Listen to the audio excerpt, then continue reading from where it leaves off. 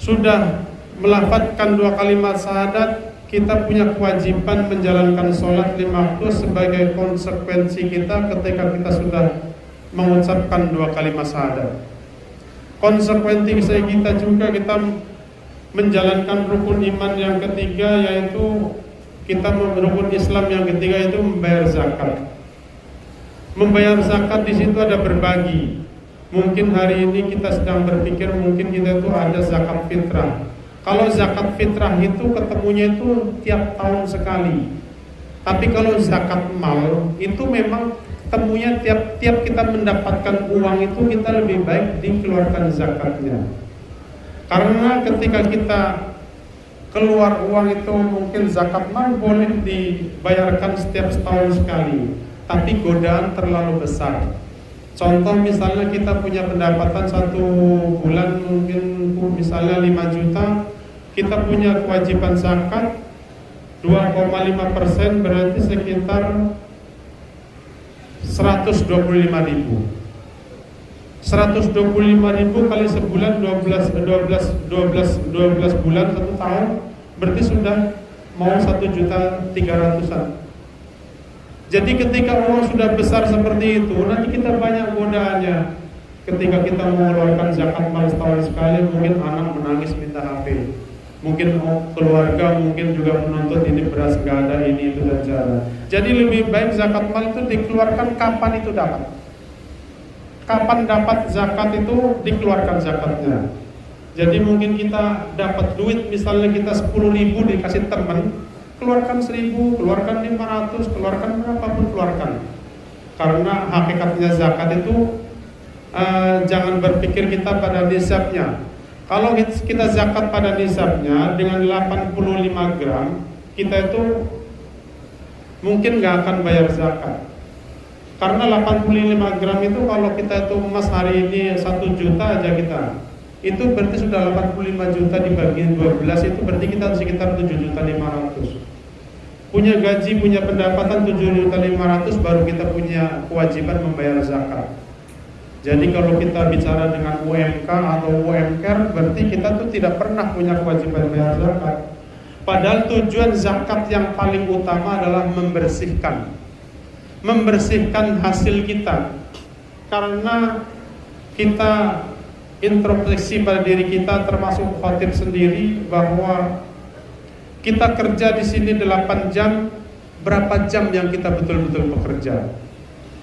Disitulah letaknya kita tuh, pendapatan kita harus dibersihkan. Mungkinkah kita jujur pada diri kita sendiri, apakah kita kerja 8 jam itu betul-betul 8 jam itu memang 100% untuk bekerja? Insya Allah kita sendiri, saya sendiri juga ragu. Kita ada HP, juga kita bisa terima telepon dari luar. Juga kita bisa juga sambil berbicara dengan di luar urusan pekerjaan. Padahal posisi kita sedang dalam bekerja. Disitulah letaknya kita tuh zakat itu untuk kepentingan untuk membersihkan. Dengan kita bersih maka gitu akan menjadi berkah. Ketika sesuatu sudah berkah, insya Allah bermanfaat. Rezeki banyak, mungkin tidak berkah. Kalau rezeki banyak tidak berkah, ya mungkin larinya kemana-mana, tidak bisa dipertanggungjawabkan, bahkan sendiri juga tidak tahu gitu tuh kemana larinya. Tapi ketika rezeki itu berkah, dibelikan untuk baju, kalau baju itu juga bermanfaat. Tapi kalau rezeki itu tidak berkah, dibelikan baju itu mungkin akan disimpan. Dari tahun ke tahun mungkin baju itu tidak dipakai, atau mungkin dipakai setahun sekali, berarti itu keberkahan itu tidak ada. Jadi sesuatu hal yang berkah berarti itu bermanfaat. Dan kita sendiri juga ketika kita itu menjadi orang-orang Islam adalah orang-orang yang bermanfaat buat masyarakatnya, orang-orang yang bermanfaat buat kelilingnya, orang yang bermanfaat buat teman-temannya, buat keluarganya. Jadi itulah menjadi orang-orang Islam yang baik. Jadi ketika kita sudah punya konsekuensi panggilan iman, ya ayyuhalladzina amanu, wahai orang-orang yang beriman, kita punya konsekuensi. Ibaratnya kita sudah punya konsekuensi dengan kita itu sebagai orang beriman sedang menyatakan 2 kalimat syahadat, kita menjalankan perintahnya, kita laksanakan sholat, zakat, dan lain-lain. Sama seperti kita tuh punya konsekuensi, mungkin kita berumah tangga. Setelah kita berikrar, kita menjadi seorang kepala rumah tangga, kita menikah, kita punya konsekuensi. Kita punya konsekuensi untuk menafkahi istrinya, untuk memberi makan istrinya, untuk memberi pakaian kepada istrinya, untuk memberikan rumah pada istrinya walaupun mungkin masih kontrak, dan sebagainya, untuk memberikan perhatian terhadap istrinya, untuk memberikan pendidikan terhadap keluarganya. Jadi konsekuensi kita menjadi contohnya, kita konsekuensi ketika kita menikah. Begitu juga ketika konsekuensi kita ketika kita sudah melafadzkan 2 kalimat syahadat, kita punya konsekuensi kita menjalankan sholat 5 waktu, menjadikan perintah-perintah sholat, perintah-perintah membayar zakat, perintah-perintah puasa itu diawali dengan ya ayyuhalladzina amanu.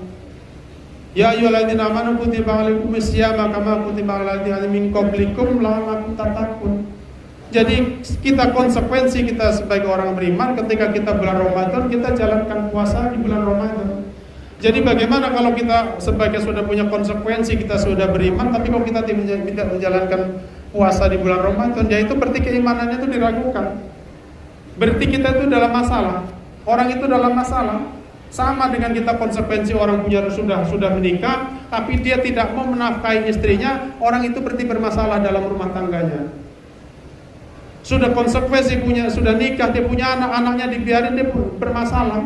Dia tidak mau menafkahi anaknya, dia tidak mau memberikan perhatiannya. Sudah konsekuensi dia menikah, dia tidak peduli dengan keluarganya, dengan istrinya, itu bermasalah. Sama dengan kita konsekuensi kita sudah menyatakan 2 kalimat syahadat, menjadikan situ ada perintahnya ya ayyuhalladzina amanu, kita itu untuk menjalankan sholat 5 waktu.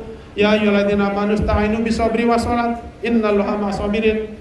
Jadi perintah sholat juga dengan ya ayyuhalladzina amanu. Jadi ketika kita itu sebagai orang-orang Islam itu kita itu tidak menjalankan sholat, keislamannya diragukan. Jadi kata Allah, orang ini bermasalah, sudah berikrar menjadi muslim, tapi kenapa tidak sholat?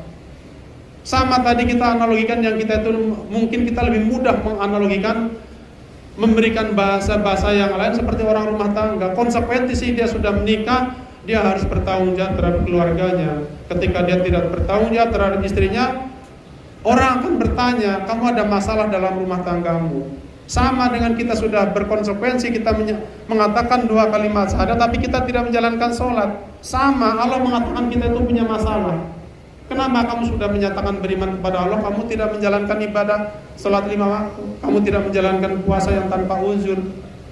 Jadi sidang Jumat yang dirahmati oleh Allah Subhanahu wa taala, marilah kita tingkatkan iman dan taqwa kita menjadi pertemuan-pertemuan terakhir di bulan Ramadan ini di perusahaan ini.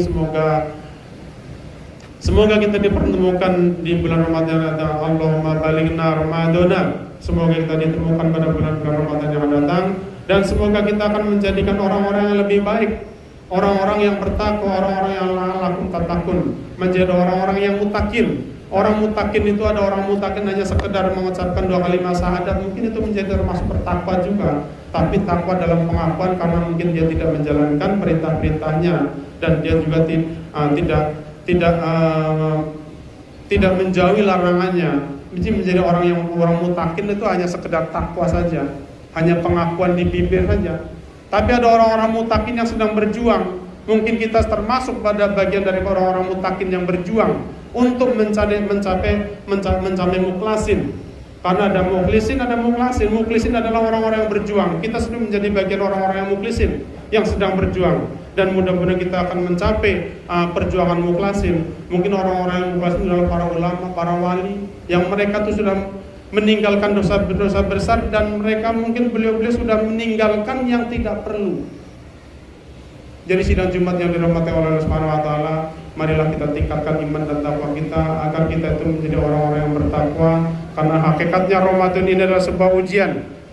Jadi setelah kita melewati ujian-ujian ini, maka kita alhamdulillah kita bisa menjalani kegiatan-kegiatan Ramadan itu bisa meneruskan pada saat bulan Syawal, pada saat setelah bulan Ramadan. Jangan sampai kita itu nanti setelah puasa kita ada alhamdulillah yang itu kurang diridhoi.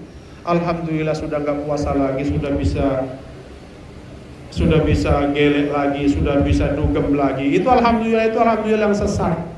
Tapi alhamdulillah kita sudah menjalani ujian dan kita akan menjalankan ujian itu karena kita akan meraih derajat yang tinggi di sisi Allah Subhanahu wa taala. Jadi jangan sampai kita mengucapkan alhamdulillah itu dalam posisi yang salah. Alhamdulillah Ramadan sudah lewat.